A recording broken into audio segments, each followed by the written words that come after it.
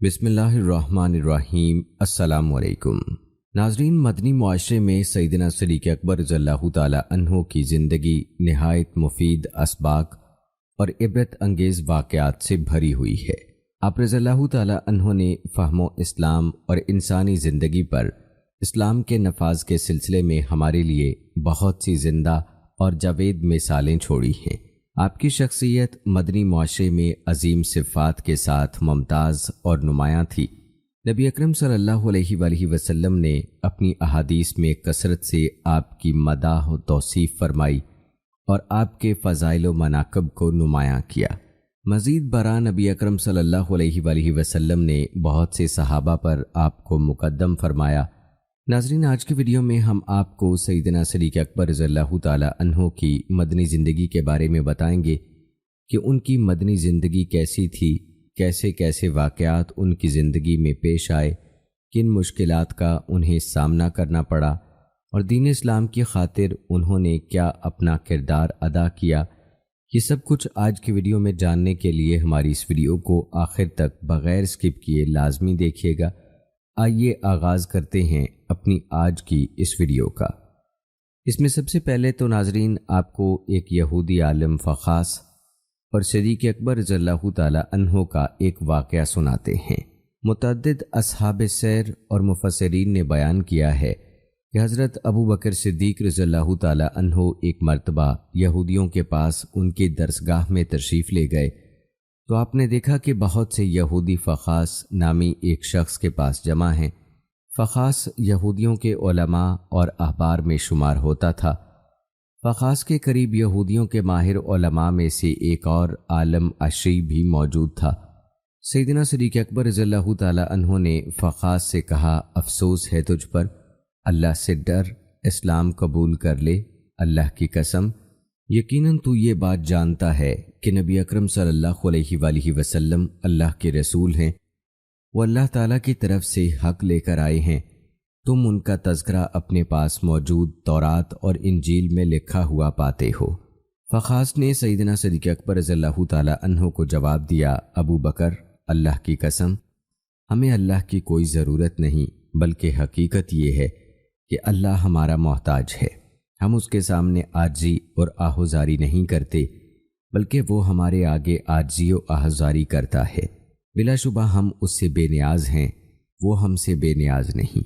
اگر وہ ہم سے بے پرواہ اور مستغنی ہوتا تو کبھی ہمارے مال بطور قرض نہ مانگتا، جیسا کہ تمہارے ساتھی کا دعویٰ ہے۔ اللہ تمہیں سود سے منع کرتا ہے جبکہ ہمیں سود دیتا ہے۔ اگر وہ ہم سے بے نیاز اور بے پرواہ ہوتا تو ہمیں سود کیوں دیتا؟ یہ گستاخانہ جملے سن کر سیدنا صدیق اکبر رضی اللہ تعالی عنہ کی آتش غضب بھڑک اٹھی۔ آپ رضی اللہ تعالی عنہ نے فخاس کے چہرے پر ایک زناٹے دار تھپڑ رسید کر دیا اور فرمایا، اس ذات کی قسم جس کے ہاتھ میں میری جان ہے، اگر ہمارے اور تمہارے مابین معاہدہ نہ ہوتا تو اے اللہ کے دشمن میں تیرا سر اڑا دیتا۔ فخاس رسول اللہ صلی اللہ علیہ وآلہ وسلم کے پاس گیا اور شکایت کی، اے محمد، دیکھیے آپ کے دوست نے میرے ساتھ کیا کیا۔ رسول اللہ صلی اللہ علیہ وآلہ وسلم نے حضرت ابو بکر صدیق رضی اللہ تعالی عنہ سے یوں وضاحت طلب کی، تمہیں کس بات نے اس فعل پر مجبور کیا؟ حضرت ابو بکر صدیق رضی اللہ تعالی عنہ نے جواب دیا، اے اللہ کے رسول، اس اللہ کے دشمن نے بڑی ہی نازیبا اور قبیح بات کہی ہے۔ اس کا دعویٰ ہے کہ اللہ تعالیٰ فقیر اور محتاج ہے، جبکہ یہ لوگ بے نیاز ہیں۔ جب اس نے یہ بات کہی تو مجھے اللہ تعالیٰ کی عظمت کی خاطر غصہ آ گیا اور میں نے اس کے چہرے پر تھپڑ دے مارا۔ فخاس سرے سے ہی اس بات کا انکاری ہو گیا، کہنے لگا میں نے تو ایسا نہیں کہا۔ اس موقع پر اللہ تعالیٰ نے حضرت ابو بکر صدیق رضی اللہ تعالی عنہ کی تصدیق اور فخاس کی تردید و تکذیب میں یہ آیت نازل فرمائی، جس کا ترجمہ ہے، اللہ نے ان لوگوں کی بات سن لی جنہوں نے کہا کہ اللہ فقیر ہے اور ہم مالدار ہیں، یقیناً ان کی یہ بات ہم لکھ لیں گے، اور جو وہ نبیوں کو ناحق قتل کرتے رہے وہ بھی ان کے اعمال نامے میں درج ہے، اور قیامت کے دن ہم ان سے کہیں گے اب جلانے والے عذاب کا مزہ چکھو۔ اس معاملے میں حضرت ابو بکر صدیق رضی اللہ تعالی عنہ کو جو شدید غصہ آیا تھا، اس کے بارے میں اللہ تعالیٰ کا یہ فرمان نازل ہوا، البتہ تمہیں تمہارے مالوں اور تمہاری جانوں کے بارے میں ضرور آزمایا جائے گا، اور تم ان لوگوں سے جنہیں تم سے پہلے کتاب دی گئی اور ان لوگوں سے جنہوں نے شرک کیا ضرور تکلیف دینے والی باتیں سنو گے، اور اگر تم صبر کرو اور پرہیزگاری اختیار کرو تو بے شک یہ بڑی ہمت کا کام ہے۔ دوستو، حضرت عمر بن خطاب رضی اللہ تعالی عنہ فرماتے ہیں کہ حضرت حفصہ رضی اللہ تعالی عنہا حضرت خنیس بن حذافہ رضی اللہ تعالی عنہ کی غزوہ بدر میں شہادت کی بنا پر بیوہ ہو گئیں۔ میں نے حضرت عثمان بن عفان رضی اللہ تعالی عنہ سے ملاقات کی اور کہا، اگر آپ پسند کریں تو میں آپ سے حفصہ کا نکاح کر دوں۔ حضرت عثمان رضی اللہ تعالی عنہ نے فرمایا کہ میں سوچ کر جواب دوں گا۔ پھر وہ مجھے ملے تو کہنے لگے، میں اس نتیجے پر پہنچا ہوں کہ میں ان دنوں شادی نہ کروں۔ پھر میں نے حضرت ابو بکر صدیق رضی اللہ تعالی عنہ سے ملاقات کی اور انہیں حضرت حفصہ رضی اللہ تعالی عنہ سے نکاح کرنے کی پیشکش کی۔ انہوں نے خاموشی اختیار کی، کوئی جواب نہ دیا۔ میں حضرت عثمان رضی اللہ تعالی عنہ کی نسبت حضرت ابو بکر صدیق رضی اللہ تعالی عنہ پر زیادہ رنجیدہ خاطر ہوا۔ چند دن میں نے توقف کیا اور حضرت حفصہ رضی اللہ تعالی عنہ کے نکاح کے سلسلے میں کسی سے گفتگو نہ کی۔ پھر رسول اللہ صلی اللہ علیہ وآلہ وسلم نے حضرت حفصہ رضی اللہ تعالی عنہ کے لیے پیغام نکاح بھیجا تو میں نے حفصہ رضی اللہ تعالی عنہ کا نکاح آپ صلی اللہ علیہ وآلہ وسلم سے کر دیا۔ اس نکاح کے بعد مجھے حضرت ابو بکر صدیق رضی اللہ تعالی عنہ ملے اور فرمانے لگے، شاید آپ کو مجھ پر غصہ آیا ہوگا جب میں نے آپ کی پیشکش کا کوئی جواب نہیں دیا تھا۔ میں نے کہا جی ہاں۔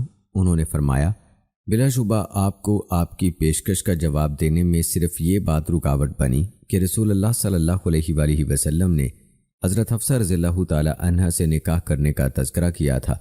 میں نہیں چاہتا تھا کہ رسول اللہ صلی اللہ علیہ وآلہ وسلم کا راز افشا کروں۔ اگر نبی کریم صلی اللہ علیہ وآلہ وسلم حضرت حفصہ رضی اللہ تعالی عنہ کے ساتھ ارادہ نکاح ترک کر دیتے تو میں ان سے نکاح کر لیتا۔ دوستو، حضرت جابر بن عبداللہ رضی اللہ تعالی عنہ فرماتے ہیں، نبی کریم صلی اللہ علیہ وآلہ وسلم خطبہ جمعہ ارشاد فرما رہے تھے، اسی دوران مدینہ منورہ کا تجارتی قافلہ آ پہنچا۔ صحابہ کرام قافلے کی جانب بھاگے۔ رسول اللہ صلی اللہ علیہ وآلہ وسلم کے پاس صرف 12 آدمی رہ گئے۔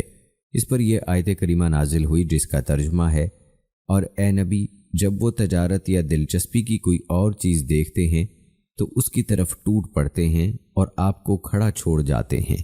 کہہ دیجئے، جو اللہ کے پاس ہے وہ کھیل تماشے اور سامان تجارت سے کہیں بہتر ہے، اور اللہ بہتر رزق دینے والا ہے۔ حضرت جابر رضی اللہ تعالی عنہ فرماتے ہیں کہ رسول اللہ صلی اللہ علیہ وآلہ وسلم کی خدمت میں جو 12 صحابہ کرام رضوان اللہ اجمعین ثابت قدمی سے بیٹھے رہے، ان میں حضرت ابو بکر صدیق و عمر رضی اللہ تعالی عنہ بھی شامل تھے۔ دوستو، حضرت عبداللہ بن عمر رضی اللہ تعالی عنہ بیان کرتے ہیں کہ رسول اللہ صلی اللہ علیہ وآلہ وسلم نے فرمایا، جو شخص تکبر کی وجہ سے اپنا کپڑا لٹکا کر یعنی زمین پر گھسیٹ کر چلے گا، اسے اللہ تعالیٰ روز قیامت نظر رحمت سے نہیں دیکھے گا۔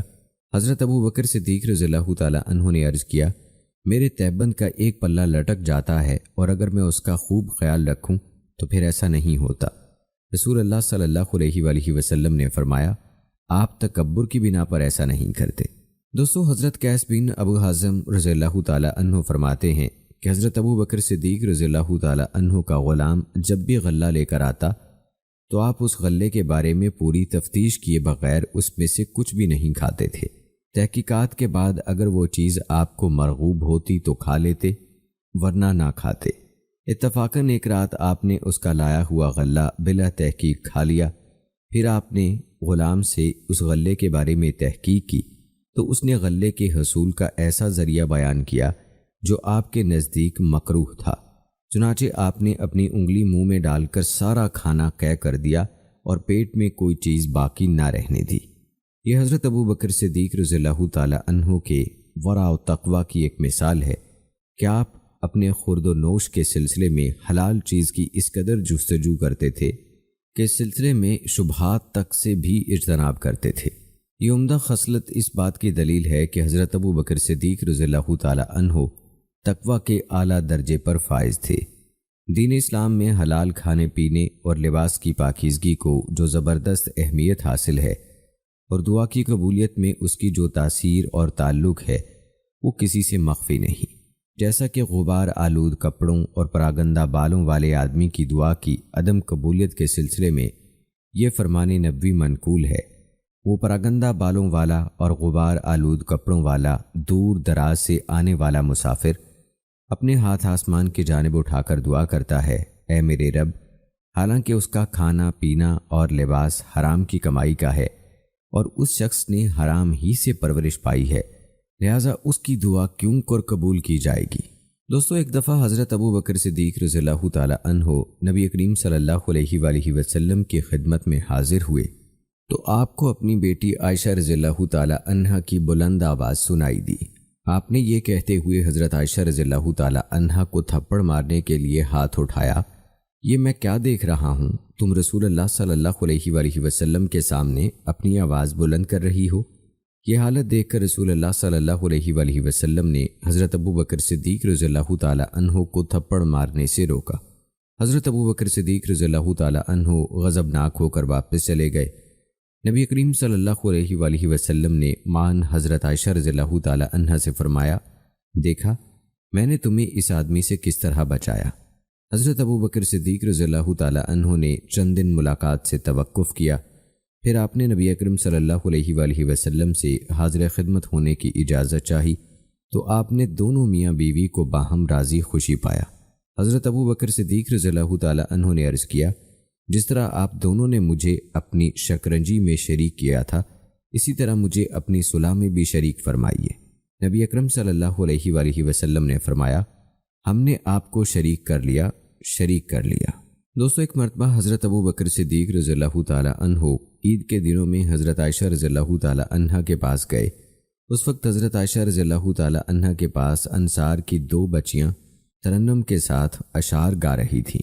حضرت ابو بکر صدیق رضی اللہ تعالی عنہ نے فرمایا، کیا رسول اللہ صلی اللہ علیہ وآلہ وسلم کے گھر میں شیطان کا باجا بجایا جا رہا ہے؟ نبی کریم صلی اللہ علیہ وآلہ وسلم بچیوں سے اعراض فرما کر دیوار کی طرف چہرہ مبارک کیے ہوئے تھے۔ آپ صلی اللہ علیہ وآلہ وسلم نے حضرت ابو بکر صدیق رضی اللہ تعالی عنہ سے فرمایا، ابو بکر انہیں چھوڑ دو، کیونکہ ہر قوم کے لیے عید کا دن ہوتا ہے اور آج ہمارا عید کا دن ہے۔ اسی حدیث سے یہ بات عیاں ہوتی ہے کہ رسول اللہ صلی اللہ علیہ وآلہ وسلم اور آپ کے صحابہ کرام اس قسم کی محافل میں شرکت کے عادی نہیں تھے، اسی لیے حضرت ابو بکر صدیق رضی اللہ تعالی عنہ نے اسے شیطان کا باجا سے معصوم کیا اور نبی کریم صلی اللہ علیہ وآلہ وسلم نے عید کا دن ہونے کی بنا پر انہیں ایسا کرنے کی اجازت دی۔ عید کے موقع پر چھوٹے بچوں کو اس قسم کے کھیل کود کی اجازت دی گئی ہے، جیسا کہ ایک حدیث مبارکہ میں ہے، تاکہ یہود کو معلوم ہو جائے کہ ہمارے دین میں کشادگی ہے۔ مزید برآں حضرت عائشہ رضی اللہ تعالی عنہ کے پاس گڑیاں تھیں جن سے وہ کھیلا کرتی تھیں۔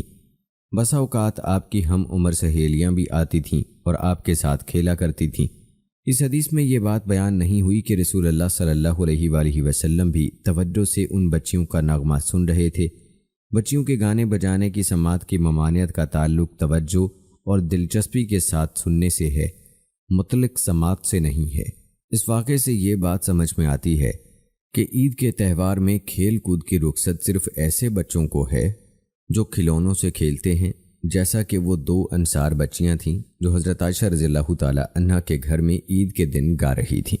دوستو، حضرت عبد الرحمن بن ابو بکر رضی اللہ تعالی عنہ بیان کرتے ہیں کہ اصحاب صفہ نادار اور تنگ دست لوگ تھے۔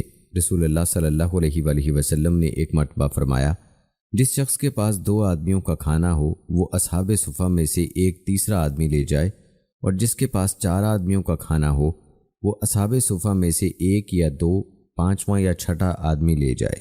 حضرت ابو بکر صدیق رضی اللہ تعالی عنہ اپنے ساتھ 3 آدمی لے آئے۔ حضرت ابو بکر صدیق رضی اللہ تعالی عنہ انہیں گھر چھوڑ کر پھر نبی اکرم صلی اللہ علیہ وآلہ وسلم کے پاس واپس آ گئے اور رات کا کھانا رسول اللہ صلی اللہ علیہ وآلہ وسلم کے ہاں تناول کیا، اور پھر اتنی رات گئے آئے جتنی اللہ تعالیٰ کو منظور تھی۔ آپ کی بیوی نے آپ سے پوچھا، آپ کو اپنے مہمانوں کی مہمان نوازی سے کس نے روکا ہے؟ آپ نے جواباً سوال کیا، کیا تم نے انہیں کھانا نہیں کھلایا؟ آپ کی بیوی نے جواب دیا، ہم نے تو انہیں کھانا پیش کیا تھا مگر انہوں نے آپ کی آمد تک کھانا کھانے سے انکار کر دیا۔ عبد الرحمن بن ابو بکر رضی اللہ تعالی عنہ فرماتے ہیں کہ میں مارے ڈر کے چھپ گیا۔ حضرت ابو بکر صدیق رضی اللہ تعالیٰ عنہ نے مجھے پکارا کہ ارے احمق، تم کہاں ہو؟ انہوں نے مجھے برا بھلا کہا اور کوسا، پھر مہمانوں سے کہنے لگے اب تم سکون و اطمینان سے کھاؤ، اللہ کی قسم میں کبھی یہ کھانا نہیں کھاؤں گا۔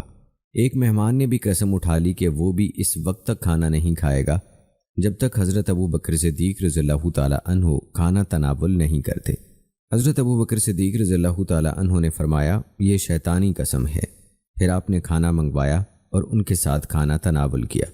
حضرت عبد الرحمن رضی اللہ تعالیٰ عنہ فرماتے ہیں اللہ کی قسم ہم لقمہ اٹھاتے تو نیچے پلیٹ میں پہلے سے بھی زیادہ کھانا بڑھ جاتا تھا، حتیٰ کہ سب سیر ہو گئے اور کھانے کی حالت یہ تھی کہ وہ پہلے سے کہیں زیادہ بڑھ چکا تھا۔ حضرت ابو بکر صدیق رضی اللہ تعالیٰ عنہ نے دیکھا کہ کھانا جوں کا توں پڑا ہے بلکہ کچھ زیادہ ہی ہو گیا ہے، تو آپ رضی اللہ تعالیٰ عنہ نے اپنی بیوی سے پوچھا بنو فراس کی بہن یہ کیا ماجرا ہے؟ وہ کہنے لگیں میری آنکھوں کی ٹھنڈک کی قسم یہ کھانا تو پہلے کی نسبت 3 گنا زیادہ ہو گیا ہے۔ حضرت ابو بکر صدیق رضی اللہ تعالیٰ عنہ نے کھانا تناول کیا اور فرمایا یقیناً یہ میرا قسم اٹھانا شیطان کی طرف سے تھا۔ آپ نے اس کھانے سے کھایا، پھر اسے نبی اکرم صلی اللہ علیہ وآلہ وسلم کی خدمت میں لے گئے۔ وہ کھانا صبح تک آپ صلی اللہ علیہ وآلہ وسلم کے پاس رہا۔ ہماری اور کفار کی قوم کے مابین معاہدہ تھا، اس معاہدے کی مدت ختم ہو چکی تھی۔ ہم ان سے نبرد آزما ہونے کے لیے 12 آدمیوں کی قیادت میں منقسم ہو گئے۔ ان میں سے ہر آدمی کے ساتھ اللہ ہی جانتا ہے کہ کتنے لوگ تھے۔ اس صبح ان سب لوگوں نے وہی کھانا کھایا۔ دوستو اس قصے سے مہمان نوازی کی ترغیب دلانے والی قرآنی آیات اور احادیث نبوی کو عملی شکل دینے کے لیے حضرت ابو بکر صدیق رضی اللہ تعالیٰ عنہ کی شدید تڑپ نمایاں ہوتی ہے۔ مہمان کی ضیافت کا شوق دلانے والی ایک آیت اور ایک حدیث یہ ہے، اللہ تعالیٰ کا فرمان ہے پھر انہوں یعنی ابراہیم علیہ السلام نے بھنا ہوا بچڑا انہیں پیش کیا اور کہا تم کھاتے کیوں نہیں ہو؟ ضیافت کے بارے میں رسول اللہ صلی اللہ علیہ وآلہ وسلم نے فرمایا جو شخص اللہ تعالیٰ اور یوم آخرت پر ایمان رکھتا ہے اسے اپنے مہمان کی عزت کرنی چاہیے۔ اس قصے سے حضرت صدیق اکبر رضی اللہ تعالیٰ عنہ کی کرامت بھی جھلکتی ہے کہ جیسے ہی کوئی لقمہ آدمی اٹھاتا ہے تو اس کے نیچے رکھا ہوا کھانا مزید بڑھ جاتا تھا، حتیٰ کہ وہ سب کے سب سیر ہو گئے۔ پھر بھی کھانا نہ صرف بچ گیا بلکہ کھانا پہلے سے بھی بڑھ گیا۔ حضرت ابو بکر صدیق رضی اللہ تعالیٰ عنہ اور آپ کی بیوی ام رومان رضی اللہ تعالیٰ عنہ نے کھانے کو پہلے سے بھی زیادہ پایا تو آپ یہ کھانا رسول اللہ صلی اللہ علیہ وآلہ وسلم کی خدمت میں لے گئے۔ وہاں لوگوں کے ایک جمع غفیر نے یہی کھانا سیر ہو کر کھایا۔ حضرت صدیق اکبر رضی اللہ تعالیٰ عنہ کو یہ کرامت ہر معاملے میں رسول اللہ صلی اللہ علیہ وآلہ وسلم کی کامل اتباعی کی بدولت نصیب ہوئی۔ یہ کرامت آپ کے مقام ولایت پر فائز ہونے کی دلیل ہے۔ لہٰذا اولیاء اللہ وہ ہوتے ہیں جو حضرت محمد صلی اللہ علیہ وآلہ وسلم کی کامل اقتداء کرتے ہیں۔ آپ نے جس کام کا حکم دیا اسے بجا لاتے ہیں اور جس سے روکا ہو یا آپ نے ڈانٹ پلائی ہو اس سے اعتراض کرتے ہیں۔ مزید برآں آپ صلی اللہ علیہ وآلہ وسلم نے اپنے جس کام کو لائق اتباع قرار دیا ہو اس میں وہ کامل اتباع کرتے ہیں۔ ان کی یہ محنت ثمر آور ہوتی ہے اور اللہ تعالیٰ اپنے فرشتوں اور روح الامین حضرت جبرائیل علیہ السلام کے ذریعے سے ان کی تائید کرتا ہے اور ان کے دلوں میں انوار کی برسات کر دیتا ہے۔ چنانچہ ان سے ایسی کرامات ظہور میں آتی ہیں جن کے ذریعے اللہ تعالیٰ اپنے تقوی شعار اولیاء کو عزت و تکریم سے نوازتا ہے۔ سیدہ عائشہ رضی اللہ تعالیٰ عنہ فرماتی ہیں کہ حضرت ابو بکر صدیق رضی اللہ تعالیٰ عنہ نے کبھی قسم نہیں توڑی، حتیٰ کہ جب اللہ تعالیٰ نے کفارہ قسم کے احکام نازل فرمائے تو آپ نے کہا جب میں کسی معاملے میں قسم اٹھاتا ہوں اور بعد میں مجھے معلوم ہوتا ہے کہ قسم والے معاملے کے برعکس جو صورت ہے اس میں زیادہ خیر و بھلائی ہے تو میں زیادہ خیر و بھلائی والے کام پر عمل پیرا ہو جاتا ہوں اور اپنی قسم کا کفارہ ادا کرتا ہوں۔ چنانچہ آپ کی عادت کریمہ یہ تھی کہ جب آپ کسی چیز پر قسم اٹھا لیتے اور بعد ازاں انہیں دوسرے معاملے میں بھلائی محسوس ہوتی تو آپ قسم کا کفارہ ادا کر کے اس بھلائی کو اختیار کر لیتے۔ یہ قصہ بھی آپ کی اسی عادت کریمہ کا شاہد ہے کہ آپ نے اپنے مہمانوں کی تعظیم کرتے ہوئے اپنی قسم ترک کر دی اور ان کے ساتھ شامل ہو کر کھانا تناول کیا۔ حضرت عائشہ رضی اللہ تعالی عنہ فرماتی ہیں کہ ہم رسول اللہ صلی اللہ علیہ وآلہ وسلم کے ساتھ ایک سفر پر نکلے جب ہم بیدا یا ذات الجیش نامی مقام پر پہنچے تو میرا ہار ٹوٹ کر کہیں کھو گیا۔ رسول اللہ صلی اللہ علیہ وآلہ وسلم اس کی تلاش میں وہیں ٹھہر گئے اور لوگ بھی آپ کے ساتھ وہیں رک گئے۔ اس موقع پر نہ صحابہ کرام رضوان اللہ اجمعین کے پاس پانی تھا، نہ اس جگہ پانی کا کوئی نام و نشان تھا۔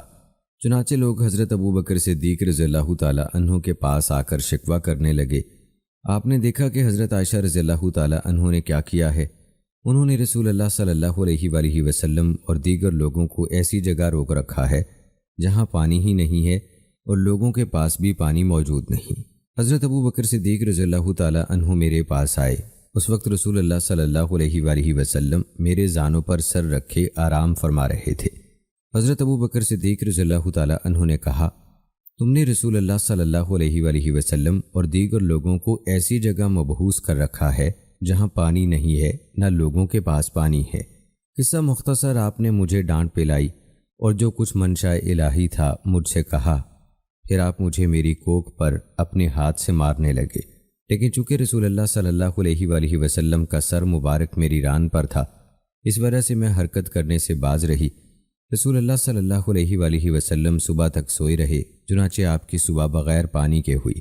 اس پر اللہ تعالیٰ نے یہ آیت مبارکہ نازل فرمائی جس کا ترجمہ ہے، اے ایمان والو، نماز کے قریب نہ جاؤ اس حال میں کہ تم نشے کی حالت میں ہو، یہاں تک کہ جو تم کہہ رہے ہو اسے سمجھنے لگو، اور نہ ناپاکی کی حالت میں نماز کے قریب جاؤ یہاں تک کہ تم غسل کر لو۔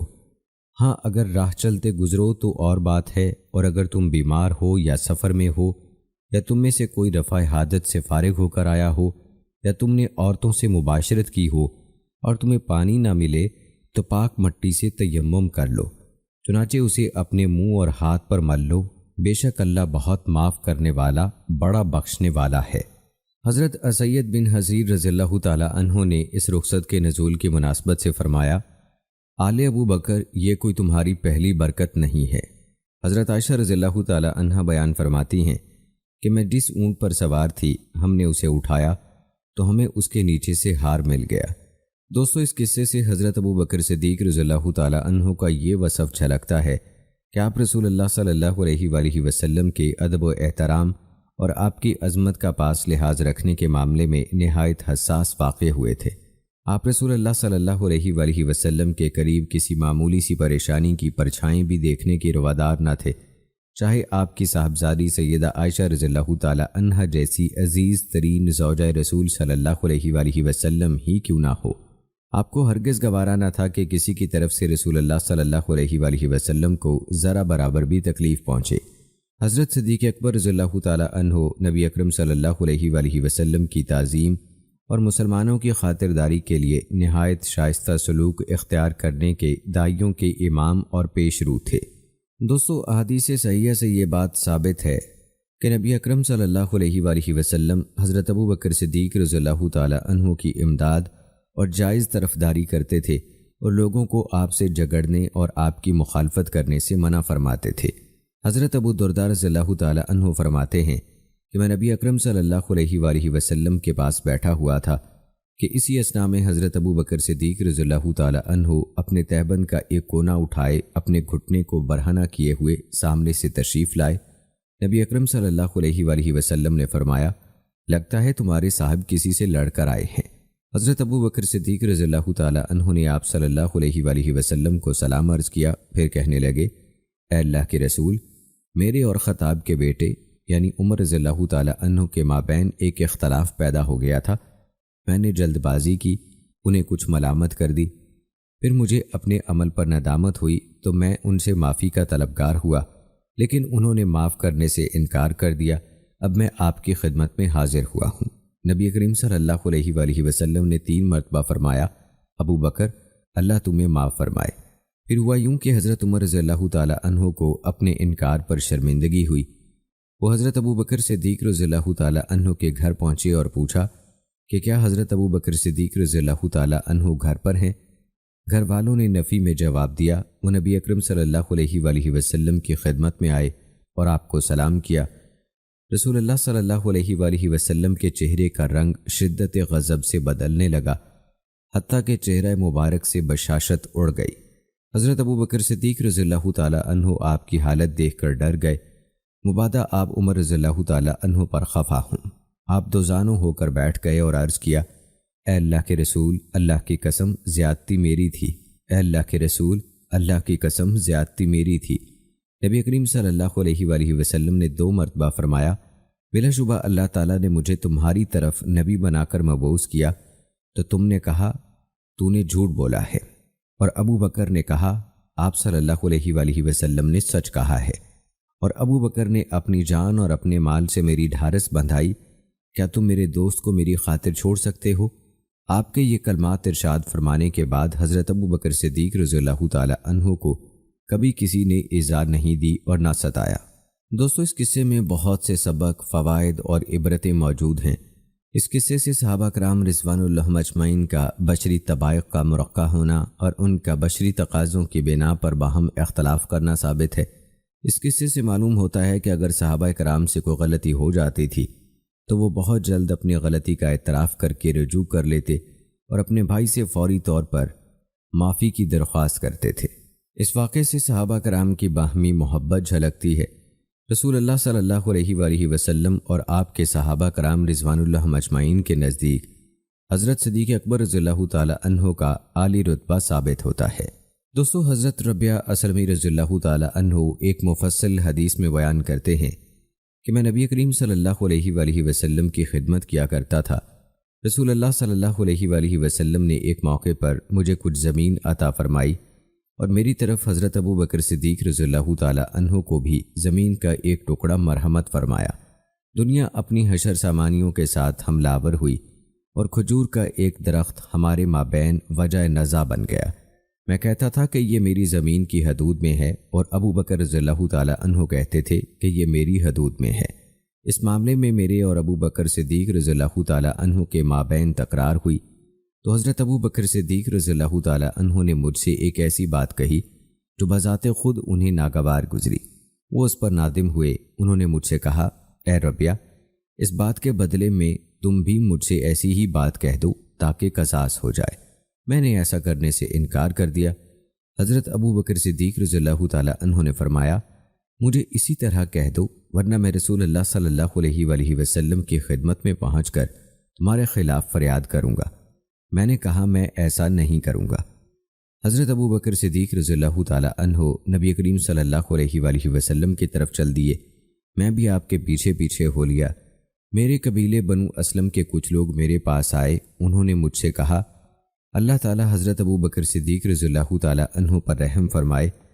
وہ رسول اللہ صلی اللہ علیہ وآلہ وسلم کی خدمت میں کس معاملے پر آپ کے خلاف فریاد کریں گے جبکہ آپ کو جو کچھ کہا ہے انہی نے کہا ہے۔ میں نے کہا، کیا تم جانتے ہو کہ یہ کون ہیں؟ یہ ابو بکر صدیق رضی اللہ تعالی عنہ ہیں، ثانی اثنین ہیں، مسلمانوں کے سردار اور ان کی عظمت کی علامت ہیں۔ احتیاط کرو، کہیں ابو بکر رضی اللہ تعالی عنہ ادھر متوجہ نہ ہو جائیں۔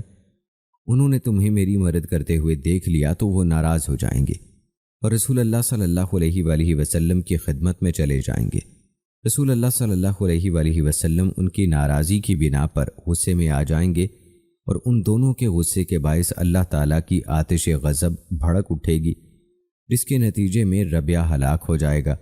انہوں نے مجھ سے پوچھا کہ ہمارے لیے کیا حکم ہے؟ میں نے کہا، تم واپس چلے جاؤ۔ حضرت ابو بکر صدیق رضی اللہ تعالی عنہ سیدھے رسول اللہ صلی اللہ علیہ وآلہ وسلم کی طرف چل دیے۔ میں بھی اکیلا ان کے پیچھے پیچھے ہو لیا۔ آپ نے رسول اللہ صلی اللہ علیہ وآلہ وسلم کی خدمت میں پہنچ کر پیش آمدہ واقعہ لفظ بہ لفظ بیان کر دیا۔ رسول اللہ صلی اللہ علیہ وآلہ وسلم نے میری جانب دیکھا اور پوچھا، ربیعہ، تمہارا اور صدیق کا کیا معاملہ ہوا؟ میں نے کہا، اے اللہ کے رسول، اس طرح یہ واقعہ پیش آیا ہے۔ ابو بکر صدیق رضی اللہ تعالی عنہ نے مجھ سے ایک ایسی بات کہی جو بعد میں خود انہیں ناگوار گزری۔ انہوں نے مجھ سے کہا کہ تو بھی اس طرح مجھ سے یہ بات کہہ لے جس طرح میں نے تجھ سے کہی ہے تاکہ میرے جرم کا قصاص ہو جائے۔ میں نے اس طرح کہنے سے انکار کر دیا۔ رسول اللہ صلی اللہ علیہ وآلہ وسلم نے فرمایا، تم نے ٹھیک کیا، تم انہیں اسی طرح جواب نہ دینا، لیکن تم یہ کہو، ابو بکر، اللہ تعالیٰ تمہیں معاف فرمائے۔ چنانچہ میں نے کہہ دیا، ابو بکر، اللہ تعالیٰ آپ کو معاف فرمائے۔ حضرت حسن بصری رحمۃ اللہ علیہ فرماتے ہیں کہ حضرت ابو بکر صدیق رضی اللہ تعالی عنہ وہاں سے روتے ہوئے واپس چلے گئے۔ اللہ کی قسم، کس قدر کامل یہ وجدان اور ضمیر ہے اور کس قدر با کمال یہ نفس ہے کہ جس سے جلد بازی میں کسی مسلمان کے خلاف دوران گفتگو کوئی لغزش ہو جائے تو وہ میلان اور خواہشات پر حاوی اور دل کے عزائم پر قابض شعور کے ساتھ اس وقت تک راضی نہ ہو جب تک اس سے اس کی لغزش کلام کا بدلہ نہ لیا جائے اور اس کی خطا سے درگزر نہ کیا جائے۔ وہ اس قصاص اور معافی کے حصول کے لیے اس حد تک چلا جائے کہ اپنے مقام و مرتبے اور جاہ و جلال کو بھی قربان کر دے۔ حضرت ابو بکر صدیق رضی اللہ تعالی عنہ کے نزدیک لغزش زبان خواہ وہ کتنی ہی چھوٹی اور حقیر ہو، بڑی تکلیف دہ بات تھی۔ آپ کا ضمیر بے قرار ہو جاتا تھا اور آپ کو اس وقت تک سکون نہ ملتا تھا جب تک آپ سے اس کا بدلہ نہ لے لیا جاتا اور متاثرہ مسلمان راضی نہ ہو جاتا۔ وہ بڑا معمولی سا کلمہ تھا، لیکن اس نے حضرت ربیعہ رضی اللہ تعالی عنہ کو علم زدہ کر دیا۔ حضرت ابو بکر رضی اللہ تعالی عنہ اس کلمے کی بنا پر لرزہ بار اندام ہو گئے اور اس کے قصاص پر اصرار کرنے لگے، حالانکہ اس وقت فرزندان اسلام میں آپ کا درجہ یہ تھا کہ رسول اللہ صلی اللہ علیہ وآلہ وسلم کے بعد آپ ہی سب سے معتبر اور معزز شخصیت تھے، اور وہ کلمہ بھی فحش اور بیہودہ نہیں تھا، کیونکہ آپ سے کسی فحش کلمے کا صدور ناممکن تھا۔ آپ کا عمدہ اخلاق قطعاً آپ کو اس کی اجازت نہیں دے سکتا تھا کہ دور جاہلیت میں بھی سبقت لسانی کے باعث آپ کے منہ سے کسی فحش کلمے کا نکلنا منقول نہیں، چاہے جائے کہ دور اسلام میں ایسا ہوا ہو۔ حضرت صدیق اکبر رضی اللہ تعالی عنہ اس لغزش کلام کے انجام سے خوفزدہ ہو گئے تھے، اسی لیے آپ نے یہ معاملہ رسول اللہ صلی اللہ علیہ وآلہ وسلم کے حضور پیش کیا۔ یہ بڑا عجیب و غریب معاملہ ہے کہ حضرت ابو بکر صدیق رضی اللہ تعالی عنہ اپنی زمین اور اپنے نزاعی مسئلے کو بھول گئے، اور اس کلمے نے آپ کے دل و دماغ پر غلبہ پا کر باقی سارے معاملات آپ کے ذہن سے نکال دیے، کیونکہ آپ جانتے تھے کہ حقوق العباد میں صاحب حق کی معافی کے بغیر کوئی چارہ نہیں۔ اس قصے میں شیوخ، علماء، حکام اور دایان دین حق کے لیے یہ سبق چھپا ہے کہ وہ کیسے اپنی غلطیوں اور خطاؤں کا ازالہ اور کس طرح لوگوں کے حقوق کی پاسداری کریں، نہ کہ ان کے حقوق اپنے پاؤں تلے روندیں۔ حضرت ربیعہ رضی اللہ تعالی عنہ کی قوم حضرت ابو بکر صدیق رضی اللہ تعالی عنہ کے اس طرز عمل پر بڑی حیران ہوئی کہ انہوں نے بذات خود ہی ایک بات کی اور خود ہی رسول اللہ صلی اللہ علیہ وآلہ وسلم کے حضور مقدمہ پیش کرنے چل دیے ہیں۔ در حقیقت وہ لوگ حقوق العباد کے معاملات کو اس قدر گہرائی سے نہیں جانتے تھے جس قدر حضرت ابو بکر صدیق رضی اللہ تعالی عنہ جانتے تھے۔ حضرت ابو بکر صدیق رضی اللہ تعالی عنہ اس بات سے بخوبی واقف تھے کہ اعمال نامہ میں نزاعی مقدمات کے درج ہونے اور روز قیامت اس اعمال نامے پر ہونے والے محاسبے سے پہلے دنیا ہی میں ان نزاعی مقدمات کا خاتمہ کرنا اور دلوں میں پیوست ہونے والے حزن و ملال کو زائل کرنا کس قدر ضروری ہے۔ حضرت ربیعہ رضی اللہ تعالی عنہ کی رضامندی کے اظہار اور نبی اکرم صلی اللہ علیہ وآلہ وسلم کی حضرت ربیعہ رضی اللہ تعالی عنہ کو حضرت ابو بکر صدیق رضی اللہ تعالی عنہ کی بات کا جواب نہ دینے کی نصیحت کے باوجود خشیت الہی کے باعث حضرت ابو بکر صدیق رضی اللہ تعالی عنہ کی آنکھوں سے آنسوؤں کی جھڑی لگ گئی۔ آپ کا یہ رونا آپ کے زبردست ایمان اور پختہ یقین کی دلیل ہے۔ دوستو، اس قصے میں بہت سے سبق، فوائد اور عبرتیں موجود ہیں۔ اس قصے سے صحابہ کرام رضوان اللہ اجمعین کا بشری طبائع کا مرقع ہونا اور ان کا بشری تقاضوں کی بنا پر باہم اختلاف کرنا ثابت ہے۔ اس قصے سے معلوم ہوتا ہے کہ اگر صحابہ کرام سے کوئی غلطی ہو جاتی تھی تو وہ بہت جلد اپنی غلطی کا اعتراف کر کے رجوع کر لیتے اور اپنے بھائی سے فوری طور پر معافی کی درخواست کرتے تھے۔ اس واقعے سے صحابہ کرام کی باہمی محبت جھلکتی ہے۔ رسول اللہ صلی اللہ علیہ وآلہ وسلم اور آپ کے صحابہ کرام رضوان اللہ اجمعین کے نزدیک حضرت صدیق اکبر رضی اللہ تعالی عنہ کا عالی رتبہ ثابت ہوتا ہے۔ دوستو، حضرت ربیعہ اسلمی رضی اللہ تعالی عنہ ایک مفصل حدیث میں بیان کرتے ہیں کہ میں نبی کریم صلی اللہ علیہ وآلہ وسلم کی خدمت کیا کرتا تھا۔ رسول اللہ صلی اللہ علیہ وآلہ وسلم نے ایک موقع پر مجھے کچھ زمین عطا فرمائی اور میری طرف حضرت ابو بکر صدیق رضی اللہ تعالی عنہ کو بھی زمین کا ایک ٹکڑا مرحمت فرمایا۔ دنیا اپنی حشر سامانیوں کے ساتھ حملہ آور ہوئی اور کھجور کا ایک درخت ہمارے مابین وجہ نزاع بن گیا۔ میں کہتا تھا کہ یہ میری زمین کی حدود میں ہے، اور ابو بکر رضی اللہ تعالیٰ عنہ کہتے تھے کہ یہ میری حدود میں ہے۔ اس معاملے میں میرے اور ابو بکر صدیق رضی اللہ تعالیٰ عنہ کے مابین تکرار ہوئی، تو حضرت ابو بکر صدیق رضی اللہ تعالیٰ عنہ نے مجھ سے ایک ایسی بات کہی جو بذات خود انہیں ناگوار گزری۔ وہ اس پر نادم ہوئے۔ انہوں نے مجھ سے کہا، اے ربیہ، اس بات کے بدلے میں تم بھی مجھ سے ایسی ہی بات کہہ دو تاکہ قصاص ہو جائے۔ میں نے ایسا کرنے سے انکار کر دیا۔ حضرت ابو بکر صدیق رضی اللہ تعالیٰ عنہ نے فرمایا، مجھے اسی طرح کہہ دو، ورنہ میں رسول اللہ صلی اللہ علیہ وآلہ وسلم کی خدمت میں پہنچ کر تمہارے خلاف فریاد کروں گا۔ میں نے کہا، میں ایسا نہیں کروں گا۔ حضرت ابو بکر صدیق رضی اللہ تعالیٰ عنہ نبی کریم صلی اللہ علیہ وآلہ وسلم کی طرف چل دیے۔ میں بھی آپ کے پیچھے پیچھے ہو لیا۔ میرے قبیلے بنو اسلم کے کچھ لوگ میرے پاس آئے۔ انہوں نے مجھ سے کہا، اللہ تعالیٰ حضرت ابو بکر صدیق رضی اللہ تعالیٰ عنہ پر رحم فرمائے، وہ رسول اللہ صلی اللہ علیہ وآلہ وسلم کی خدمت میں کس معاملے پر آپ کے خلاف فریاد کریں گے، جبکہ آپ کو جو کچھ کہا ہے انہی نے کہا ہے۔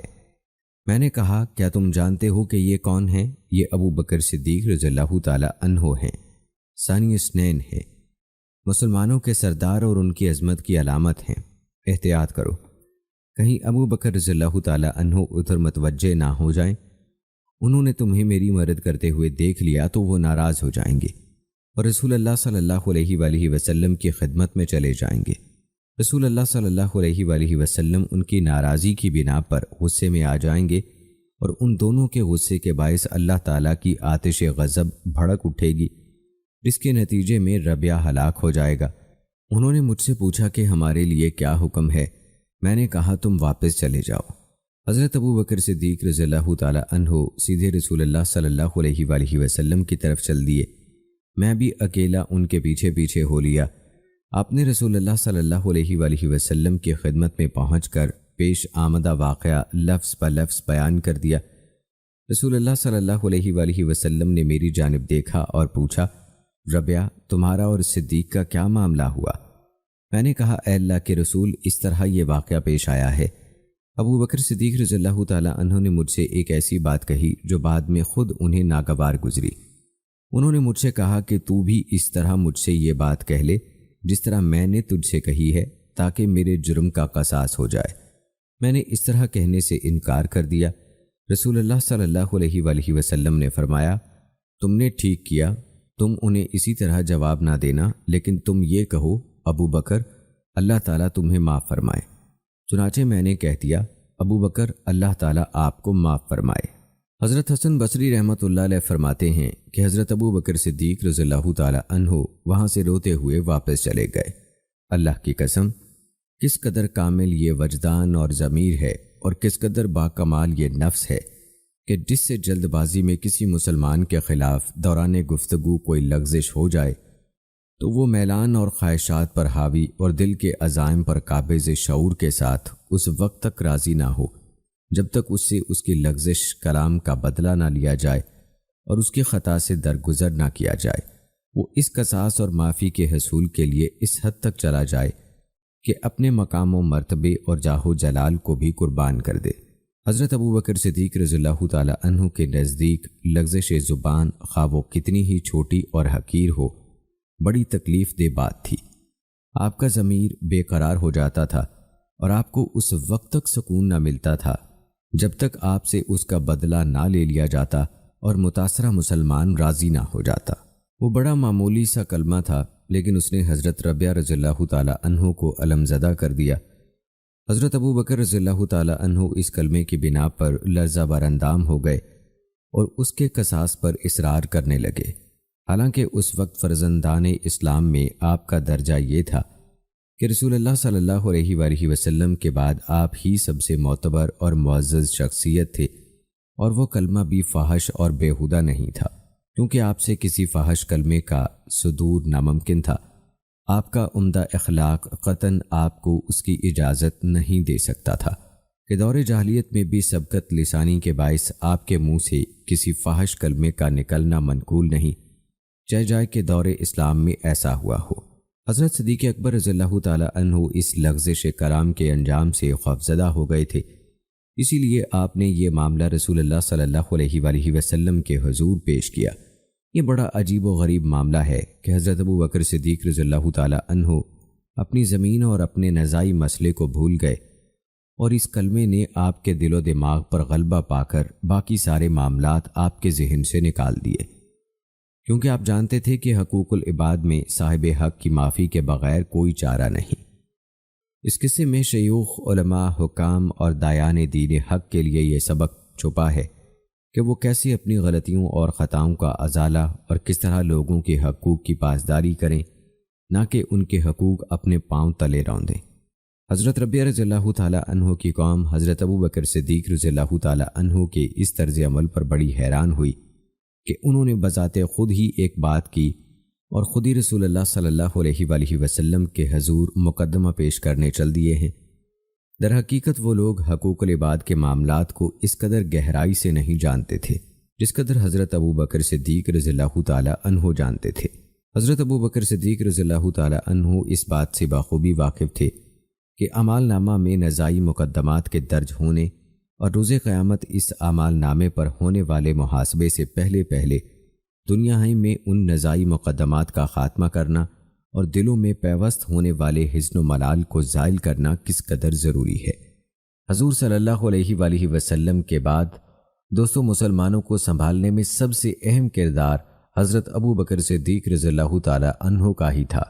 جب حضرت عمر نبی اکرم صلی اللہ علیہ وآلہ وسلم کے وصال پر جذباتی ہو کر ننگی تلوار لیے نبی اکرم صلی اللہ علیہ وآلہ وسلم کے حجرے کے دروازے پر کھڑے ہو گئے تو انہیں حضرت ابو بکر صدیق رضی اللہ تعالیٰ عنہ نے ہی سمجھا کر حوصلہ دیا، عام مسلمانوں سے بھی ایک شاندار خطاب کیا جس سے تمام مسلمانوں نے اللہ کے حکم کو مان کر آپ صلی اللہ علیہ وآلہ وسلم کی رحلت پر یقین کیا، اور اسی دن حضرت ابو بکر صدیق رضی اللہ تعالیٰ عنہ کے ہاتھوں پر مسلمانوں نے بیعت خلافت کی، جس میں حضرت ابو بکر صدیق رضی اللہ تعالیٰ عنہ نے عام اعلان کیا کہ اگر میں اللہ تعالیٰ اور اس کے رسول صلی اللہ علیہ وآلہ وسلم کے احکام کی خلاف ورزی کروں تو تم بے شک میرا حکم نہ ماننا اور اپنا نیا حاکم لے آنا۔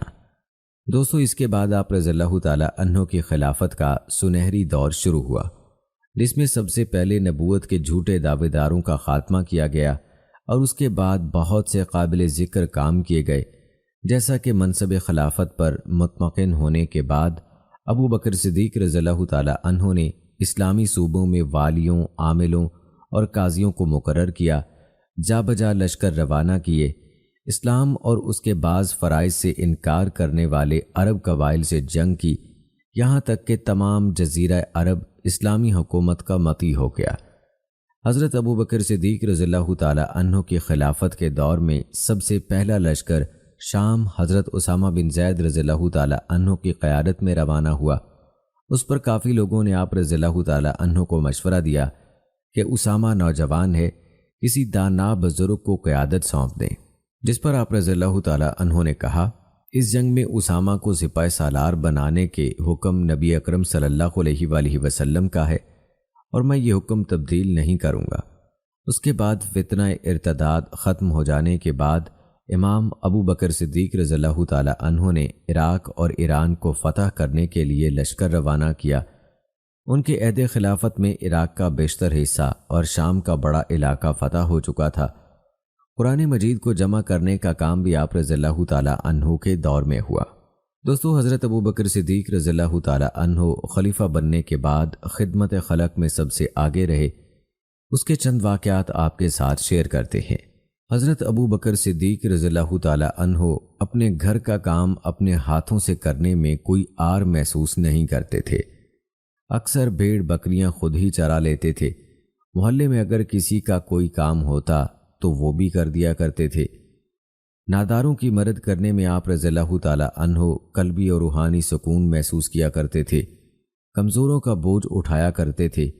آپ رضی اللہ تعالیٰ عنہ مصیبت زدہ لوگوں کے کام آیا کرتے تھے، یہاں تک کہ جب آپ خلیفہ بنا دیے گئے تو پھر بھی آپ کے معمولات میں کوئی فرق نہیں آیا۔ جب آپ رضی اللہ تعالیٰ عنہ منصب خلافت پر فائز ہوئے تو محلے میں ایک لڑکی کو یہ فکر ہوئی کہ حضرت ابو بکر صدیق رضی اللہ تعالیٰ عنہ تو اب خلیفہ منتخب ہو گئے ہیں، اب ہماری مدد کون کرے گا؟ ہمارے کام کون انجام دے گا؟ ہماری بکریوں کا دودھ کون دوہے گا؟ اس لڑکی نے یہ گمان کیا کہ اپنے کام خود کرنا یا کسی اور کے کام کرنا خلیفہ وقت کے شایان شان نہیں ہے۔ خلیفہ یا بادشاہ کے سارے کام اس کے نوکر چاکر اور درباری کرتے ہیں، چاہے جائے کہ وہ اپنے کام خود کرے یا دوسروں کی بکریوں کا دودھ نکالے۔ لیکن قربان جائیے خلیفہ اول پر۔ جب آپ رضی اللہ تعالیٰ عنہ نے اس قسم کی بات سنی تو ارشاد فرمایا، اللہ کی قسم میں بکریاں دوہوں گا، اور مجھے امید ہے کہ خلافت کا منصب مخلوق کی خدمت کرنے سے باز نہیں رکھے گا۔ بلکہ حضرت سیدنا عمر فاروق اعظم رضی اللہ تعالیٰ عنہ رات کے وقت مدینہ منورہ کے کسی محلے میں رہنے والی ایک نابینا بوڑھی عورت کے گھریلو کام کاج کر دیا کرتے تھے۔ آپ رضی اللہ تعالیٰ عنہ اس کے لیے پانی بھر لاتے اور اس کے تمام کام سر انجام دیتے۔ حسب معمول ایک مرتبہ بڑھیا کے گھر آئے تو یہ دیکھ کر حیران رہ گئے کہ سارے کام ان سے پہلے ہی کوئی کر گیا تھا۔ بہرحال دوسرے دن تھوڑا جلدی آئے تو بھی وہی صورتحال تھی کہ سب کام پہلے ہی ہو چکے تھے۔ جب 2-3 دن ایسا ہوا تو آپ کو بہت تشویش ہوئی کہ ایسا کون ہے جو مجھ سے نیکیوں میں سبقت لے جاتا ہے۔ ایک روز آپ دن میں ہی آ کر کہیں چھپ گئے۔ جب رات ہوئی تو دیکھا کہ خلیفہ وقت امیر المومنین حضرت سیدنا ابو بکر صدیق رضی اللہ تعالیٰ عنہ تشریف لائے اور اس نابینا بڑھیا کے سارے کام کر دیے۔ آپ رضی اللہ تعالیٰ عنہ بڑے حیران ہوئے کہ خلیفہ وقت ہونے کے باوجود آپ اس بوڑھی خاتون کے تمام امور خوش دلی سے انجام دے رہے ہیں۔ ارشاد فرمایا، حضرت سیدنا ابو بکر صدیق رضی اللہ تعالیٰ عنہ مجھ سے نیکیوں میں سبقت لے جاتے ہیں۔ دوستو، حضرت ابو بکر صدیق رضی اللہ تعالیٰ عنہ انتہائی نیک انسان تھے۔ سرکاری مال کا ایک پیسہ خود پر خرچ نہ کرتے تھے۔ دوستو، جب آپ رضی اللہ تعالیٰ عنہ نے حضرت عمر رضی اللہ تعالیٰ عنہ کو اپنا جانشین منتخب کیا تو لوگوں نے کہا کہ عمر بہت سخت مزاج ہیں۔ تو آپ نے جواب دیا، ان پر جب بار خفت پڑے گا تو خود بخود نرم طبیعت ہو جائیں گے۔ دوستو، مختلف روایات سے معلوم ہوتا ہے کہ حضرت ابو بکر صدیق رضی اللہ تعالیٰ عنہ نے 5 شادیاں کی تھیں۔ حضرت ابو بکر صدیق رضی اللہ تعالیٰ عنہ کی ایک بیوی ام بکر تھی۔ ام بکر کا تعلق قبیلہ بنو قلب سے تھا۔ انہوں نے اسلام کو قبول کرنے سے انکار کیا، جس کی وجہ سے آپ رضی اللہ تعالیٰ عنہ نے ام بکر کو طلاق دے دی تھی۔ قتیلہ بنی عبد العزہ جو حضرت عبداللہ رضی اللہ تعالیٰ عنہ بن ابو بکر رضی اللہ تعالیٰ عنہ اور حضرت اسمہ رضی اللہ تعالیٰ عنہا بنت ابو بکر رضی اللہ تعالیٰ عنہ کی والدہ تھیں، انہوں نے بھی اسلام قبول کرنے سے انکار کر دیا تھا، جس کی وجہ سے حضرت ابو بکر صدیق رضی اللہ تعالیٰ عنہ نے انہیں طلاق دے دی تھی۔ آپ کی بیوی ام رومان رضی اللہ تعالیٰ عنہا جلیل القدر صحابیات میں سے ہیں۔ حضرت عائشہ رضی اللہ تعالیٰ عنہا اور حضرت عبد الرحمن رضی اللہ تعالیٰ عنہ آپ کے بطن سے پیدا ہوئے۔ جب حضرت ابو بکر صدیق رضی اللہ تعالیٰ عنہ نے اسلام قبول کیا تو ام رومان رضی اللہ تعالیٰ عنہا بھی اسلام لے آئیں۔ حضرت عائشہ صدیقہ رضی اللہ تعالیٰ عنہا کی شادی نبی کریم صلی اللہ علیہ وآلہ وسلم سے ہوئی۔ حضرت اسمہ بنت امیس رضی اللہ تعالیٰ عنہا کا پہلا نکاح حضرت جعفر طیار علی رضی اللہ تعالیٰ عنہ سے ہوا۔ ان کی شہادت کے بعد حضرت اسمہ رضی اللہ تعالیٰ عنہا نے حضرت ابو بکر رضی اللہ تعالیٰ عنہ سے نکاح کر لیا۔ دوستو، حضرت صدیق اکبر رضی اللہ تعالیٰ عنہ قابل تعریف اخلاق اور اعلیٰ صفات سے مزین تھے۔ ہر لمحہ نیکیوں میں پیش رہتے تھے، حتیٰ کہ آپ امور خیر میں لوگوں کی رہنما اور مکارم اخلاق میں ایک آئیڈیل کی حیثیت اختیار کر گئے۔ آپ خیر و بھلائی کے کاموں کی شدید ترین تڑپ رکھتے تھے۔ آپ کو کامل یقین تھا کہ آدمی جو نیک کام کر کے گزرنے کی آج طاقت رکھتا ہے، ہو سکتا ہے کہ کل وہ کام انجام دینا اس کے لیے ناممکن ہو جائے۔ لہٰذا آج کا دن بہت بڑی غنیمت ہے۔ آج یوم عمل ہے، یوم محاسبہ نہیں، اور کل یوم محاسبہ ہوگا، یوم عمل نہیں ہوگا۔ اس لیے آپ نیکی میں سبقت اور صورت دکھانے والے صحابہ کرام میں شمار ہوتے تھے۔ حضرت ابو ہریرہ رضی اللہ تعالیٰ عنہ بیان کرتے ہیں کہ رسول اللہ صلی اللہ علیہ وآلہ وسلم نے پوچھا، آج تم میں سے کس کا روزہ ہے؟ حضرت ابو بکر صدیق رضی اللہ تعالیٰ عنہ نے جواب دیا، میرا۔ پھر رسول اللہ صلی اللہ علیہ وآلہ وسلم نے پوچھا، آج تم میں سے کس شخص نے جنازے میں شرکت کی ہے؟ حضرت ابو بکر صدیق رضی اللہ تعالیٰ عنہ نے جواباً عرض کیا، میں نے۔ رسول اللہ صلی اللہ علیہ وآلہ وسلم نے پھر پوچھا، آج تم میں سے کس شخص نے کسی مریض کی عیادت کی ہے؟ حضرت ابو بکر صدیق رضی اللہ تعالی عنہ نے جواب دیا، میں نے۔ رسول اللہ صلی اللہ علیہ وآلہ وسلم نے فرمایا، جس شخص میں یہ صفات عالیہ جمع ہو جائیں وہ ضرور جنت میں داخل ہوگا۔ حضرت ابو ہریرہ رضی اللہ تعالی عنہ بیان کرتے ہیں کہ رسول اللہ صلی اللہ علیہ وآلہ وسلم تشریف فرما تھے کہ ایک آدمی نے حضرت ابو بکر صدیق رضی اللہ تعالی عنہ پر سب و شتم شروع کر دیا اور حضرت ابو بکر صدیق رضی اللہ تعالی عنہ خاموش رہے۔ یہ ماجرا دیکھ کر رسول اللہ صلی اللہ علیہ وآلہ وسلم محظوظ ہونے اور تبسم فرمانے لگے۔ وہ شخص شب و شتم میں آگے ہی بڑھتا چلا گیا تو حضرت ابو بکر صدیق رضی اللہ تعالی عنہ نے اس کی بعض باتوں کا جواب دیا۔ نبی اکرم صلی اللہ علیہ وآلہ وسلم غصے میں آ کر اٹھ کھڑے ہوئے۔ حضرت ابو بکر صدیق رضی اللہ تعالی عنہ آپ کے پاس پہنچے اور عرض کیا، اے اللہ کے رسول، وہ شخص مجھے سب و شتم کرتا رہا تو آپ بیٹھے رہے۔ جب وہ سب و شتم میں بڑھ گیا تو آپ نے اس کی بعض باتوں کا جواب دے دیا۔ اس پر آپ ناراض ہو گئے اور اٹھ کر چل دیے۔ رسول اللہ صلی اللہ علیہ وآلہ وسلم نے فرمایا، یقیناً تمہارے ساتھ ایک فرشتہ تھا جو تمہاری طرف سے اسے جواب دے رہا تھا، لیکن جب تم نے اس کی بعض باتوں کا جواب دیا تو شیطان نے مداخلت کر دی اور میں شیطان کے ساتھ نہیں بیٹھ سکتا۔ پھر آپ صلی اللہ علیہ وآلہ وسلم نے فرمایا، ابو بکر، دیکھو 3 باتیں برحق ہیں۔ کسی آدمی پر جب کوئی ظلم کیا جاتا ہے اور وہ محض اللہ کی رضا کے لیے اس ظلم سے چشم پوشی کر لیتا ہے تو اللہ تعالیٰ اس کی وجہ سے اسے اپنی نصرت کے لیے عزیز تر بنا دیتا ہے، اور جو آدمی صلہ رحمی کے لیے کسی عطیے اور فیاضی کا دروازہ کھولتا ہے اللہ تعالیٰ اسے مال و دولت کی فراوانی سے نوازتا ہے، اور جو شخص حصول کثرت کی غرض سے ہاتھ پھیلاتا اور سوال کرتا ہے اللہ تعالیٰ اس کی تنگ دستی میں اضافہ کر دیتا ہے۔ حضرت ابو بکر صدیق رضی اللہ تعالی عنہ غصے پر کنٹرول رکھتے تھے، لیکن جب وہ باز ہی نہیں آیا اور حد سے بڑھ گیا تو آپ نے اسے اس گمان کی بنا پر جواب دیا کہ شاید وہ اس بات سے خاموش ہو جائے۔ اس پر نبی اکرم صلی اللہ علیہ وآلہ وسلم نے آپ کو حلم، بردباری اور تحمل کی ترغیب دی اور غیظ و غضب کے مواقع پر زیور صبر سے آراستہ ہونے کی تلقین فرمائی، کیونکہ حلم و بردباری اور غصے پر قابو پا کر انسان لوگوں کے ہاں بلند مرتبہ حاصل کر لیتا ہے، یوں اس کی قدر و منزلت میں اضافہ ہو جاتا ہے اور اللہ تعالیٰ کے ہاں بھی اس کا درجہ اونچا ہو جاتا ہے۔ حضرت ابو بکر صدیق رضی اللہ تعالی عنہ کے اس کردار سے آپ کا یہ وصف بھی اجاگر ہوتا ہے کہ آپ ہر آن رسول اللہ صلی اللہ علیہ وآلہ وسلم کی خوشنودی کے خوگر تھے۔ اگر کسی معاملے میں آپ صلی اللہ علیہ وآلہ وسلم کی ناراضی کا احتمال ہوتا تو سیدنا ابو بکر صدیق رضی اللہ تعالی عنہ آپ کی رضامندی کو تمام امور پر ترجیح دیتے تھے اور آپ کو جلدی سے جلدی راضی کرنے کی کوشش کرتے تھے۔ اس حدیث میں غضب اور غصے کی مذمت، اس کی ممانعت، اس سے بچنے کی ترغیب اور شیطان کی ہم نشینی والی مجالس سے انبیاء کی کنارہ کشی کا تذکرہ بھی موجود ہے۔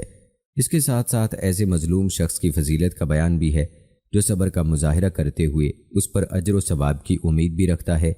مزید برآں اس حدیث میں عطیات اور صلہ رحمی کا شوق دلایا گیا ہے اور لوگوں کے سامنے دست سوال پھیلانے کی ممانعت بھی ہے۔ حضرت ابو بکر صدیق رضی اللہ تعالی عنہ حلیم، بردبار اور غصے کو پی جانے والے تھے، حتیٰ کہ آپ اپنے حلم، تحمل، نرم خوئی، لچک اور حسن سلوک جیسی عظیم صفات کے باعث دور و نزدیک ہر جگہ معروف ہو گئے۔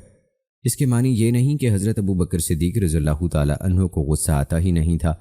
ہاں، آپ کو غصہ آتا تھا، مگر آپ کا غصہ اللہ تعالیٰ کے لیے ہوتا تھا۔ جب آپ دیکھتے کہ اللہ تعالیٰ کے محارم اور ممنوع امور کی خلاف ورزی کی جا رہی ہے تو آپ کا غیظ و غضب انتہا کو چھونے لگتا تھا۔ حضرت ابو بکر صدیق رضی اللہ تعالی عنہ نے اللہ تعالیٰ کے اس فرمان پر غور و فکر اور تأمل کرتے ہوئے اور اسے راہ عمل بناتے ہوئے اپنی زندگی بسر کی۔ اللہ تعالیٰ کا فرمان ہے، اور اپنے رب کی بخشش اور اس جنت کی طرف دوڑو جس کی چوڑائی آسمانوں اور زمین کے برابر ہے، جو پرہیزگاروں کے لیے تیار کی گئی ہے۔ وہ لوگ جو خوشی اور سختی کے موقع پر اللہ کی راہ میں خرچ کرتے ہیں اور غصہ پی جانے والے اور لوگوں کو معاف کر دینے والے ہیں، اور اللہ نیکوکاروں کو پسند کرتا ہے۔ دوستو، حضرت ابو بکر صدیق رضی اللہ تعالی عنہ حضرت مصطح بن اثاثہ رضی اللہ تعالی عنہ کی کفالت کیا کرتے تھے۔ جب حضرت مصطح رضی اللہ تعالی عنہ نے حضرت عائشہ رضی اللہ تعالی عنہ پر تہمت کے سلسلے میں گفتگو کی، جیسا کہ مشہور زمانہ حدیث سے افق میں منقول ہے، تو حضرت ابو بکر صدیق رضی اللہ تعالیٰ عنہ نے قسم اٹھائی کہ وہ مستہ کو کبھی کسی قسم کا فائدہ نہیں پہنچائیں گے۔ چنانچہ جب اللہ تعالیٰ نے آیت کریمہ نازل فرمائی جس کا ترجمہ ہے اور تم میں سے فضل اور وسعت والے قرابت داروں اور مسکینوں اور اللہ کی راہ میں ہجرت کرنے والوں کو مالی مدد دینے سے قسم نہ کھائیں اور چاہیے کہ وہ معاف کر دیں اور درگزر کریں، کیا تم یہ پسند نہیں کرتے کہ اللہ تمہاری مغفرت فرمائے اور اللہ بہت بخشنے والا نہایت رحم کرنے والا ہے۔ اس آیت مبارکہ کے نزول پر حضرت ابو بکر صدیق رضی اللہ تعالیٰ عنہ نے فرمایا، اللہ کی قسم میں تو یقیناً اللہ تعالیٰ کی مغفرت کو پسند کرتا ہوں۔ چنانچہ آپ نے مستح رضی اللہ تعالیٰ عنہ کو دوبارہ اسی طرح خرچہ دینا شروع کر دیا جس طرح اس سے پہلے آپ ان پر خرچ کرتے تھے۔ اس موقع پر آپ نے فرمایا، اللہ کی قسم میں کبھی مستح کے خرچے سے دستبردار نہیں ہوں گا۔ حضرت ابو بکر صدیق رضی اللہ تعالیٰ عنہ نے اس آیت سے یہ نتیجہ اخذ کیا کہ مومن کو اسلام کے اخلاق فاضلہ کی عملی تصویر ہونا چاہیے، چنانچہ اسے دوسروں کی لغزشوں، ٹھوکروں اور خطاؤں سے درگزر کرنا چاہیے۔ اگر وہ اس عالی قدرت صفت سے متصف ہوگا تو اللہ تعالیٰ بھی اس سے درگزر کرے گا، اس کی مغفرت فرمائے گا اور اس کے گناہوں کی پردہ پوشی کرے گا۔ جیسا کہ معروف اصول ہے کہ تم کسی کے ساتھ جیسا طرز عمل اختیار کرو گے ویسا ہی برتاؤ تمہارے ساتھ بھی روا رکھا جائے گا، یعنی جیسی کرنی ویسی بھرنی۔ پھر اللہ تعالیٰ نے فرمایا، کیا تم یہ پسند نہیں کرتے کہ اللہ تمہاری مغفرت فرمائے؟ یعنی جس طرح تم یہ پسند کرتے ہو کہ اللہ تعالیٰ تمہارے گناہوں سے درگزر کرے، اسی طرح تمہیں بھی چاہیے کہ تم اپنے سے کمتر لوگوں کی خطاؤں سے درگزر کرو اور انہیں معاف کر دو۔ اس آیت سے یہ مسئلہ بھی روز روشن کی طرح نمایاں ہوتا ہے کہ اگر کسی نے کوئی کام نہ کرنے کی قسم اٹھائی ہو، پھر اسے معلوم ہو کہ اس کام کا کرنا اسے ترک کرنے کی نسبت بہتر ہے، تو اسے چاہیے کہ وہ اس کام کو کر گزرے اور اپنی قسم کا کفارہ ادا کرے۔ بعض علماء کرام فرماتے ہیں کہ قرآن مجید کی یہ آیت کریمہ سب سے زیادہ امید دلانے والی ہے، کیونکہ اللہ تعالیٰ نے ان الفاظ میں تہمت لگانے والے عاصیوں پر رحم اور نرم برتاؤ کا حکم دیا ہے۔ یہ آیت رسول اکرم صلی اللہ علیہ وآلہ وسلم کے بعد حضرت ابو بکر صدیق رضی اللہ تعالیٰ عنہ کے سب سے افضل ہونے پر دلالت کرتی ہے، کیونکہ اس آیت میں اللہ تعالیٰ نے آپ کو ایسی تعجب انگیز صفات سے متصف کیا ہے جو دین اسلام میں آپ کی عالی شان کو نمایاں کرتی ہے۔ ناظرین، رسول اکرم صلی اللہ علیہ وآلہ وسلم کے عہد مبارک میں سیدنا صدیق اکبر رضی اللہ تعالیٰ عنہ نے تجارت کے لیے شام کے شہر بصرہ کا سفر کیا۔ رسول اکرم صلی اللہ علیہ وآلہ وسلم کی رفاقت اور آپ سے گہری وابستگی کی شدید تڑپ نے آپ کو تجارت کے سفر سے نہ روکا۔ خود نبی اکرم صلی اللہ علیہ وآلہ وسلم نے سیدنا صدیق اکبر رضی اللہ تعالیٰ عنہ سے شدید محبت کے باوجود آپ کو یہ سفر کرنے سے منع نہ فرمایا۔ اس سفر تجارت سے اس بات کی اہمیت واضح ہوتی ہے کہ مسلمان کے لیے حلال ذریعے سے اتنا رزق کمانا ضروری ہے جس کی بنا پر اسے لوگوں کے سامنے ہاتھ پھیلانے کی نوبت نہ آئے، بلکہ وہ اس رزق کے ذریعے ستم رسیدہ لوگوں کی امداد کرنے اور قیدیوں کو چھڑانے جیسے کار خیر میں آگے بڑھ کر دوسرے مخیر لوگوں کے ساتھ شریک ہو اور انفاق فی سبیل اللہ کے دیگر امور میں دولت لوٹانے کے لیے دوسروں سے آگے نکلنے کی کوشش کرے۔ عبد الرحمن بن عوف رضی اللہ تعالیٰ عنہ بیان کرتے ہیں کہ رسول اکرم صلی اللہ علیہ وآلہ وسلم نے فرمایا کہ ابو بکر رضی اللہ تعالیٰ عنہ جنتی ہیں، حضرت عمر رضی اللہ تعالیٰ عنہ جنتی ہیں، سیدنا عثمان رضی اللہ تعالیٰ عنہ، سیدنا علی رضی اللہ تعالیٰ عنہ، سیدنا طلحہ رضی اللہ تعالیٰ عنہ، سیدنا زبیر رضی اللہ تعالیٰ عنہ، سیدنا عبد الرحمن رضی اللہ تعالیٰ عنہ جنتی ہیں، سعدیہ رضی اللہ تعالیٰ عنہا جنتی ہیں، سعید رضی اللہ تعالیٰ عنہ جنتی ہیں، ابو عبیدہ رضی اللہ تعالیٰ عنہ جنتی ہیں۔ ناظرین، سیدنا صدیق اکبر رضی اللہ تعالیٰ عنہ خلیفہ مقرر ہونے کے بعد بھی انتہائی سادہ زندگی گزارتے تھے۔ قیمتی لباس کی بجائے موٹے، سادہ اور صاف کپڑے پہنتے تھے جو اکثر پیوند لگے ہوتے تھے۔ گھر میں رہن سہن بھی سادہ اور تکلفات سے بے نیاز تھا، ہمیشہ سادہ غذا کھاتے تھے۔ سیدنا صدیق اکبر رضی اللہ تعالیٰ عنہ کی پوری زندگی اسوہ رسول صلی اللہ علیہ وآلہ وسلم سے عبارت تھی آپ رضی اللہ تعالی عنہ اطاعت رسول کا جیتا جاگتا نمونہ تھے۔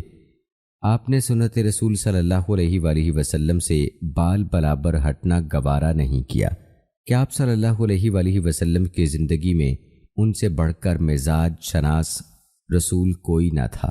جب نبی اکرم صلی اللہ علیہ وآلہ وسلم نے یہ خطبہ دیا کہ ایک بندے کے سامنے دنیا و مافیا کو پیش کیا گیا مگر اس نے آخرت ہی کو اختیار کیا ہے، اس بات کو صرف سیدنا صدیق اکبر رضی اللہ تعالی عنہ ہی سمجھے اور رو پڑے۔ کہا کہ ہمارے ماں باپ، ہماری جانیں اور زر و مال آپ صلی اللہ علیہ وآلہ وسلم پر نثار ہوں۔ سیدنا عمر رضی اللہ تعالی عنہ کا مشہور قول ہے کہ اگر میری ساری زندگی کی نیکیاں اور ابو بکر صدیق رضی اللہ تعالی عنہ کو مل جائیں اور اس کے بدلے میں مجھے صرف سیدنا صدیق اکبر رضی اللہ تعالی عنہ کی ایک ہجرت والی رات کی نیکیاں دے دی جائیں تو یہ سودا میرے لیے نفع مند ہوگا۔ تو ناظرین کرام، یہ تھی ہماری آج کی ویڈیو۔ امید کرتے ہیں کہ آپ کو پسند آئی ہوگی۔ آج کی اس ویڈیو کے متعلق اپنی رائے کا اظہار کمنٹ باکس میں لازمی کیجیے گا۔